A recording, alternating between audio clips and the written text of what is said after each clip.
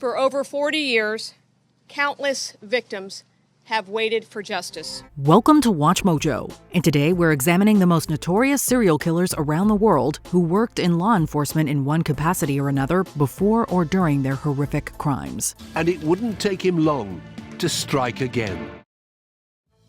Anthony Sully.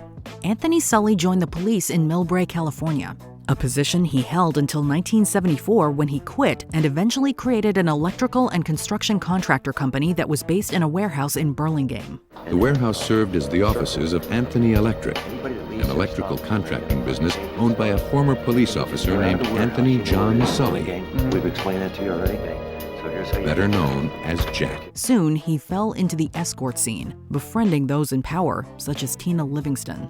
Between 1982 and 1983, with the aid of Livingston and other accomplices, Sully took the lives of 6 people at his warehouse. The warehouse seemed to be a grim chamber of horrors, an inner sanctum for unspeakable acts of torture and cruelty. In 1983, cops matched his fingerprints to those found on barrels that contained 3 of his victims. I took a look at the prints, and believe me, I knew those prints by heart. The minute I saw Sully's prints, I knew this was the guy. By 1986, with the help of Livingston making a plea deal and testifying against Sully, the former officer was sentenced to execution.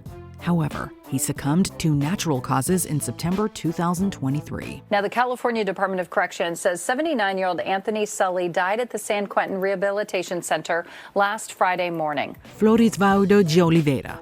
On top of being an officer of the military police in Sao Paulo state in Brazil, Floresvaldo de Oliveira, also known as Cabo Bruno, took the law into his own hands. Operating on his days off from work and working for merchants, he would drive to the outskirts of Sao Paulo and kill them. He was a violent vigilante who took the lives of many people around Sao Paulo in the 1980s. Sometimes, their appearance would be enough for Oliveira to strike. It's also believed he led a gang that included other officers. Sao Paulo military police believe that Oliveira worked with at least 2 high officials, a captain and a lieutenant, as well as 12 police officers in the city's south zone in committing his murders. While Oliveira was arrested in '83, he escaped 3 times. But eventually, he was sentenced to 113 years for slaying 50 people. However, in 2012, after becoming an evangelical pastor and getting support from officials, Oliveira was released after serving 27 years. This is less than 6 months per victim. Yet shortly after, he was fatally shot by a small group. Norbert PKA.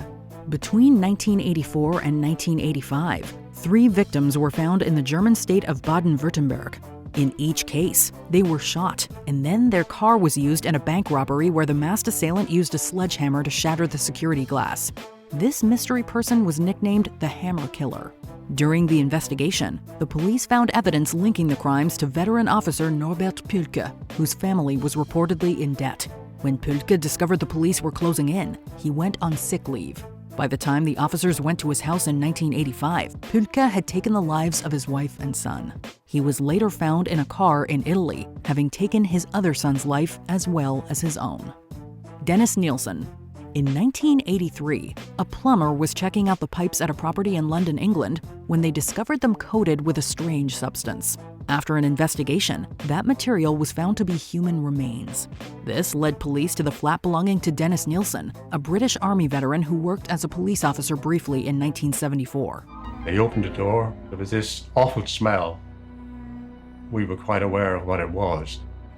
It's a smell of rotting flesh, human flesh. The cops soon discovered further remains within the Scotsman's residence, and he was arrested, giving a confession before retracting it later. The civil servant was found guilty of taking the lives of 6 people and was sentenced to life imprisonment with a minimum of 25 years. Nilsen, a 37-year-old civil servant, showed no emotion as sentence was passed. However, it's believed Nilsen killed up to 16 people. As Nilsen wrote later, I decided to release them from the slings and arrows of their outrageous fortune. Nilsen passed away in 2018 after complications from surgery. Mikhail Popov.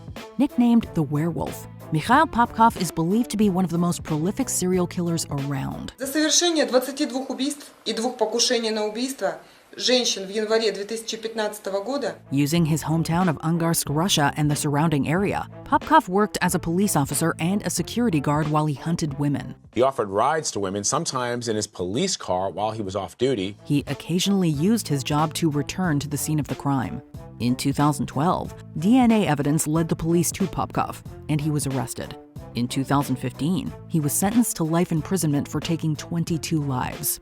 However, in 2018, he was found guilty of further cases, bringing his victim count to 78. Today, in court, prosecutors described him as having, quote, a pathological attraction to killing people. Popov has claimed he's killed 84 people, yet due to a lack of evidence, these could not be included in his convictions. Rosemary Lovu. Working as a police officer in Tembisa, South Africa, Nomia Rosemary Lovu was struggling with a gambling disorder. As such, she used to skip work to avoid paying her debts. But in 2012, Lovu had a dark realization about funding her lifestyle. And I remember at the time that article read like a movie. She would take out life insurance on family members, have them slain by a hitman, and then receive the payout.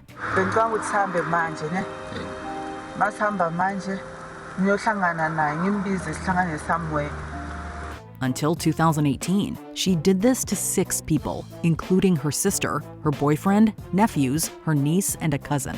However, when Lovu asked a hitman to take out her sister and her children, she didn't realize the person was actually an undercover cop. Police had set up a sting operation when one of the men that were hired to take out her sister turned to the police because they got scared. In 2021, Lovu was sentenced to 6 life terms for her spree.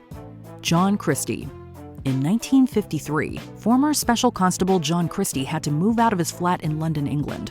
It was then discovered that 3 bodies were hidden in the kitchen. Christie then took her body to the alcove, placing it alongside his previous 2 victims. For a week, Christie evaded capture before eventually being caught. While he was solely charged with the slaying of his wife Ethel, the remains of 5 people in total were found on Christie's property and buried in the garden. Nobody knew they'd been visiting Christie.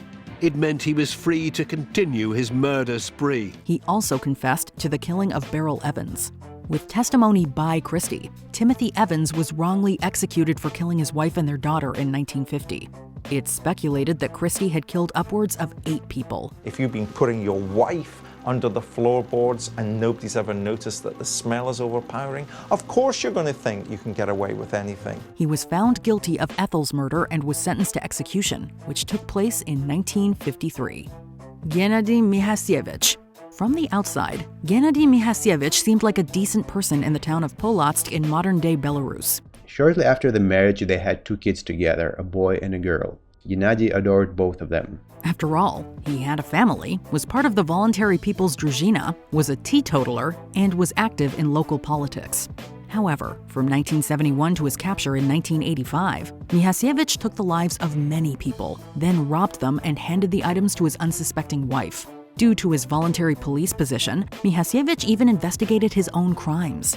There are even reports of other people being executed for Mihasevich's slayings. In 1979, militia arrested Nikolai Tirenia for a murder of a woman. He was homeless and didn't have a job. That's why he couldn't give any alibi. He was caught when his handwriting matched notes left on the victims. Experts checked more than 500,000 of them, and they found a match. A written statement that was given by Gennady Mikhasevich to police when he was stopped for unrelated reasons had matching handwriting. After confessing, Mikhasevich was executed in 1987. It's speculated he took the lives of more than 55 people. Joseph James DeAngelo.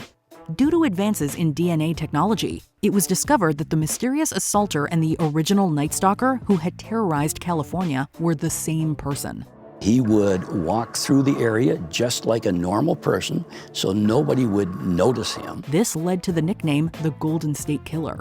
In 2018, using genetic genealogy with DNA evidence from the crime scenes, the police found the culprit, Joseph James DeAngelo. From 1974 to 1986, DeAngelo committed a litany of horrible crimes, even when he worked as a police officer in the state. The Golden State Killer's genetic profile had been plugged into the genealogical website GEDmatch.com. and it returned a link to genetic material stored there by one of DeAngelo's relatives. In 2020, as part of a plea deal and the statute of limitations on assault cases, he pleaded guilty to 13 murders and 13 kidnappings and received multiple life imprisonments. I may have been one of your victims, DeAngelo, but you know what? Now I'm a survivor thriver. However, it's believed DeAngelo is responsible for at least 13 murders, 51 assaults, and 120 robberies. Before we continue, be sure to subscribe to our channel and ring the bell to get notified about our latest videos. You have the option to be notified for occasional videos or all of them. If you're on your phone, make sure you go into your settings and switch on notifications. Gerard John Schaefer Jr. In 1972, Gerard John Schaefer Jr. had hidden his dismissal at the Wilton Manors Police Department for harassing women to become a sheriff's deputy in Martin County, Florida. Shortly after, he abducted 2 teenage girls. However, they escaped and Schaefer was arrested. Schaefer says when he went back to check on the hitchhikers, they'd disappeared. He's in big trouble, and he knows it. When he was out on bail, Schaefer officially began his crime spree by taking the lives of 2 teenage girls.